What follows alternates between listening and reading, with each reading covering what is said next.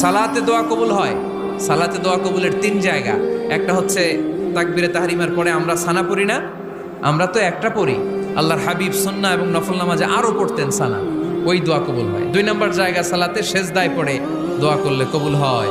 আকরাবু মা ইয়াকুনুল আবদু মির রাব্বিহি ওয়া হুয়া সাজিদ ফাকসিরু ফীহি দুআ। বান্দা যখন সেজদায় লুটিয়ে পড়ে, বান্দা আল্লাহর সবচেয়ে কাছে চলে যায়।